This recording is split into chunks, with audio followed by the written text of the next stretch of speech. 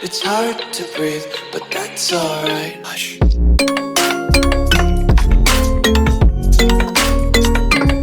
le monde, j'espère que vous allez bien. Aujourd'hui, j'ai créé cette vidéo pour vous aider à mieux comprendre comment utiliser la fameuse plateforme Classroom. Tout d'abord, nous allons l'ouvrir en tapant Classroom sur la barre de recherche. Donc, dès que vous entrez dans la plateforme Classroom, vous tomberez sur la page suivante. Là, on est dans l'espace professeur. Si vous voulez créer un cours, il vous suffit de cliquer sur l'icône plus qui se trouve en haut à droite. Créer un cours. Puis, vous validerez le message qui s'affiche à l'écran. On clique sur continuer. Ensuite, on donnera le nom de notre cours, par exemple français. Vous avez plusieurs champs ici, vous pouvez les remplir, comme vous pouvez ne pas les remplir parce qu'ils ne sont pas obligatoires. On clique sur créer et on patiente.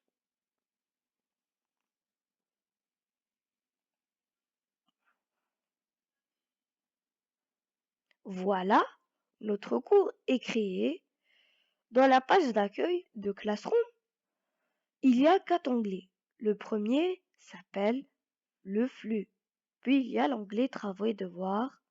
Ensuite, il y a l'onglet participants et enfin l'onglet notes. En premier, nous allons découvrir le flux. Dans ce dernier, on peut discuter avec les élèves en leur envoyant une annonce. On peut personnaliser cette annonce en ajoutant une pièce jointe, en ajoutant un lien, ajouter une vidéo YouTube ou ajouter un fichier de Google Drive. Par exemple, moi, je vais envoyer une annonce. Donc là, je vais écrire bonjour.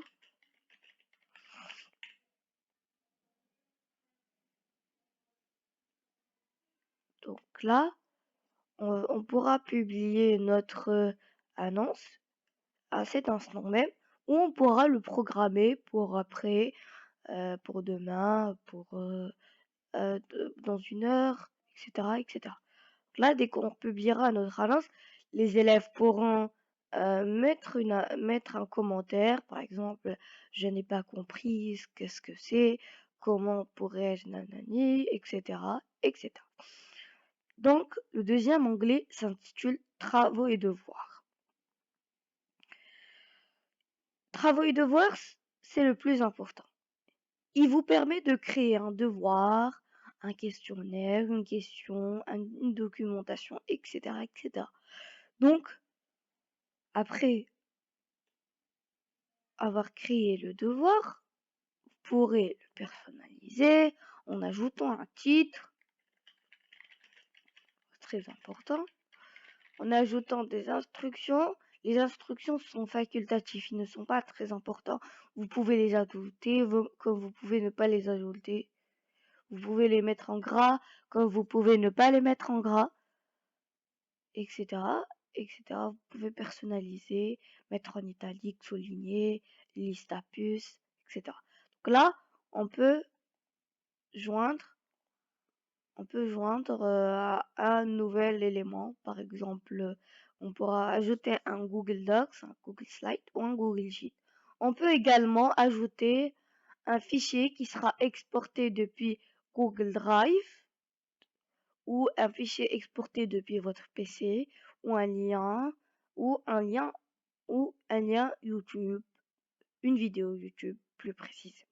Donc là, on va directement tester le Google Docs, c'est le plus utilisé maintenant, donc on va le tester. On clique sur Google Docs.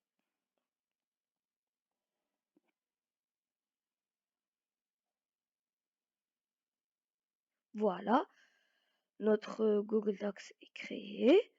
Vous pourrez écrire de nombreuses choses dans Google Docs. Par exemple, moi, je vais écrire comment utiliser la plateforme.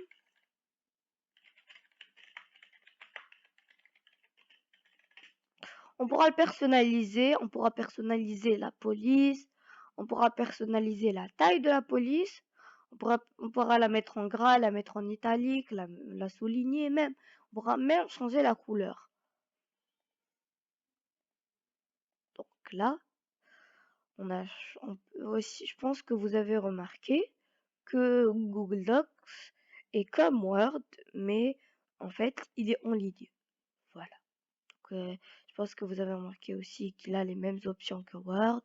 Ici, il a la police, la taille, en mettre en gras, mettre en italique, etc., etc. Donc là, on retourne à notre page Classroom. Ici. Là, notre fichier, il s'est créé. On pourra le fermer simplement sans réfléchir parce que notre Google Docs s'enregistre au fur et à mesure qu'on écrit notre fichier. Donc là, on ajoute des points à notre devoir, on pourra ajouter une date limite, un thème, une grille d'évaluation. On pourra même programmer le devoir pour après, ou on peut directement le publier à l'instant même. Voilà, moi je l'ai publié à l'instant même. En deuxième, on découvrira comment créer un questionnaire et le personnaliser en utilisant Google Forms. Donc là, on crée un questionnaire. C'est exactement le même principe pour créer un devoir. Vous pourrez ajouter un titre et des instructions, sauf que cette fois, vous aurez un Google Form qui sera déjà créé. Vous cliquerez sur le fichier. Vous pourrez faire plein de choses comme ajouter une question ou l'importer. Vous pourrez ajouter un titre, ajouter une image, ajouter une vidéo, ajouter une section. Donc, dans une question, vous pourrez ajouter une réponse courte, un paragraphe, des choix multiples, des cases à cocher, des listes déroulantes. Donc là, je vais vous expliquer à quoi sert les choix multiples, la case à cocher, la liste déroulante. Donc, les choix multiples. Pour les choix multiples, vous pourrez mettre beaucoup d'options. Mais le répondeur du formulaire ne pourra cliquer qu'à une seule option. Il ne pourra répondre qu'à une seule. Il pourra cliquer qu'à une seule option. Il ne pourra pas répondre à la première option, option 2, option 3, et il ne pourra cliquer que sur une seule option. Par exemple, là, on peut aussi ajouter le corriger en cliquant sur corriger. Donc là, par exemple, l'option 2 est juste. On pourra ajouter les points, le nombre de points qu'on peut utiliser, par exemple 5 points. Voilà. Donc dans la question 2, on va ajouter plein d'options comme tout à l'heure. Donc là, on mettra des cases à cocher cette fois. Dans les cases à cocher, le répondeur pourra cocher plusieurs cases, plusieurs options. Il pourra les cocher tous ou juste l'option 1 ou l'option 2. Donc là, je vous montrerai comment il verra le répondeur, le formulaire dans quelques minutes. Donc là, on pourra ajouter un corrigé comme dans la question 1. On pourra personnaliser nos points. Voilà, j'ai mis 5 points. Voilà, et enfin la liste déroulante, c'est comme les choix multiples. Et le répondeur pourra choisir qu'une seule option. Voilà. Question 3. On pourra mettre aussi un corrigé. On va mettre que l'option 3, c'est le corrigé.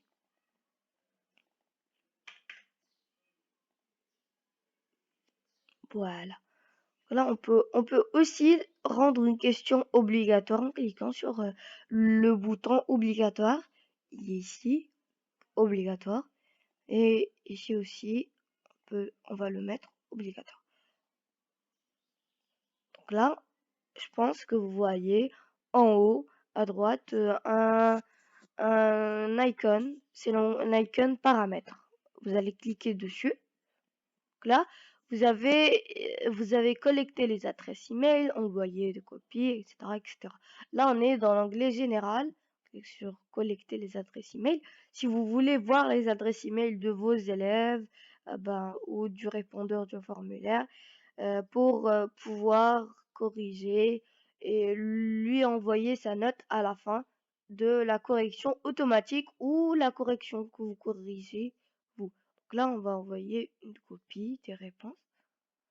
Il pourra envoyer des copies de réponses. Si le répondant demande une copie, on pourra limiter à une réponse. Les personnes répondant doivent se connecter à leur compte Google. Ils pourront juste répondre, ils pourront remplir votre formulaire une seule fois. Pour les répondants peuvent modifier les réponses après l'envoi. On va pas activer cette option. Consulter les graphiques récapitulatifs et les réponses sous forme de texte.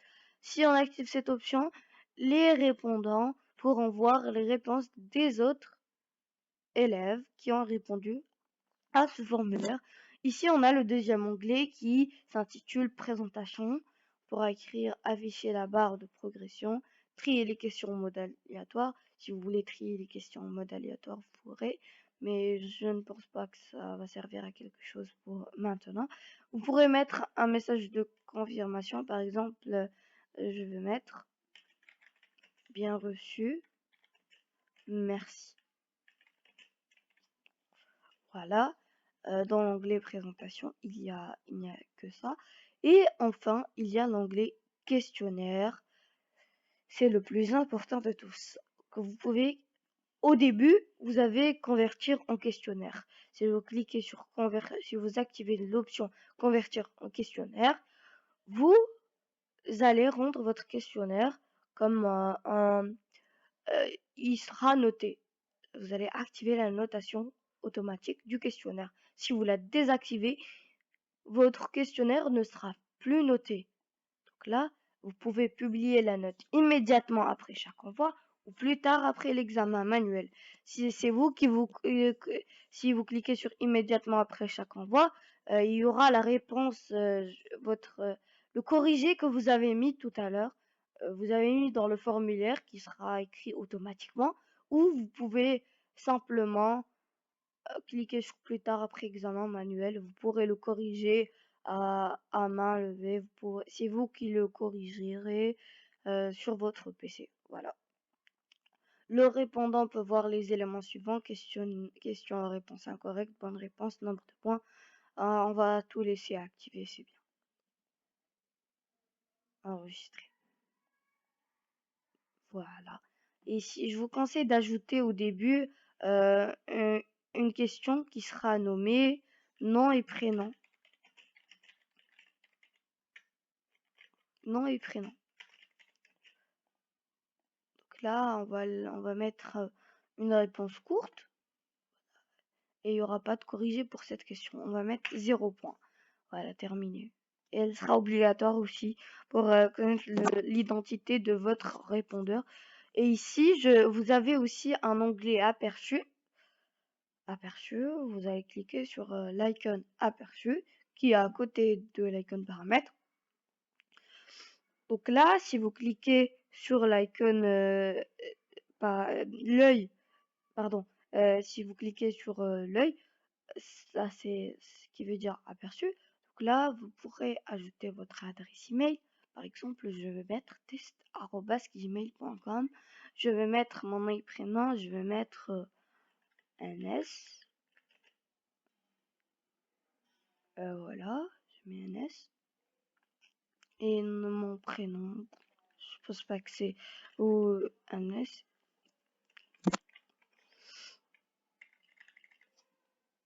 Donc là, on met la question 1, je vais répondre, je vais mettre l'option 1. Si on essaie de mettre l'option, on essaie de mettre toutes les options, on pourra pas, on pourra juste répondre on pourra juste cliquer sur une seule option, pardon. Donc là, pour la question 2, vous pourrez cliquer sur toutes les options que vous voulez, voilà.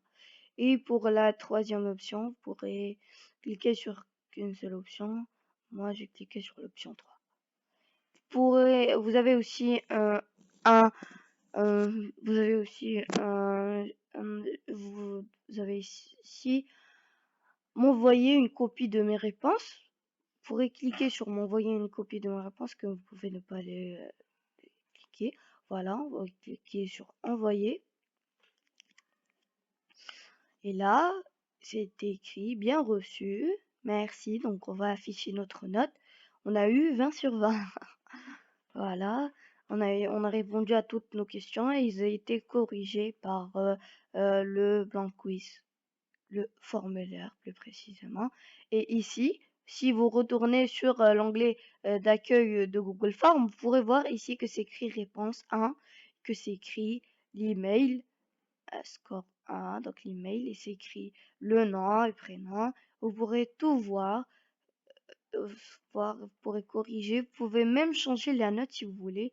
Ici, par exemple, je mets 0 point, voilà, enregistrer. Et vous pourrez, voilà, c'est écrit 15 points sur 20. Vous pourrez, et à la fin, quand vous allez finir, vous allez envoyer un message en disant que voici la note du formulaire que vous avez rempli, etc., etc. Donc là, je vais vous montrer comment retourner à votre formulaire et rentrer à l'espace professeur. De 1, vous devez être connecté à votre compte, le compte que vous avez créé avec le formulaire. Par exemple, moi, le compte que j'ai utilisé, c'est Big Aiden, ns73195@gmail.com. C'est ça le compte que j'ai utilisé, le compte Gmail que j'ai utilisé. Donc, si je rentre dans un autre compte Gmail, je pourrais pas ouvrir ce formulaire. Voilà. Et si vous voulez directement ouvrir votre formulaire, genre ici par exemple, quand vous entrez, par exemple, si vous essayez de remplir le formulaire, vous aurez un problème. Je vais vous montrer comment l'utiliser. Voilà votre problème. Vous avez déjà répondu. Vous ne pouvez pas remplir ce formulaire. C'est vous le propriétaire. Vous pouvez pas le contacter. Vous allez tout simplement cliquer sur le crayon qui se trouve ici. Voilà. Et on vous envoiera automatiquement sur l'onglet des professeurs. Voilà. Donc, le troisième, on va directement aller au troisième onglet. Juste pour vous dire, le formulaire, vous pourrez le fermer automatiquement parce qu'il s'enregistre au fur et à mesure que vous faites, que vous écriviez, etc., etc. Vous pouvez aussi personnaliser le nombre de points et même une date limite, un thème, etc., etc. Là, on va ajouter un titre à notre devoir d'un formulaire. Là, on va le publier. Voilà. Dans cet onglet travaux et devoirs, il y avait le premier devoir et questionnaire. En premier, il y avait devoir et questionnaire. On a étudié aujourd'hui devoirs et questionnaires, questions, documentation, etc. Je pense pas que c'est très important et c'est très facile à utiliser. Je pense pas que vous avez besoin d'un tuto pour questions, documentation, réutiliser le post-thème. Si vous en avez besoin, vous n'avez qu'à me l'écrire dans les commentaires et je vous créerai une vidéo pour ça. Donc là, on va aller dans l'onglet participants. Dans l'onglet participants, il vous permet de voir les participants de votre cours et aussi leur donner le lien en cliquant sur cette icône-là. Et vous copierez le lien de l'invitation et vous leur envoyerez le lien d'invitation. Après, ils pourront rejoindre votre cours automatiquement. Et enfin, le dernier se nomme Note. Il vous permet de noter tous les élèves dans n'importe quel devoir. Là, on n'a aucun devoir, c'est normal qu'on voit aucun élève, aucun... Et voilà. Donc voilà, j'espère que vous avez apprécié ma vidéo et n'oubliez pas de liker et s'abonner à la vidéo. Au revoir.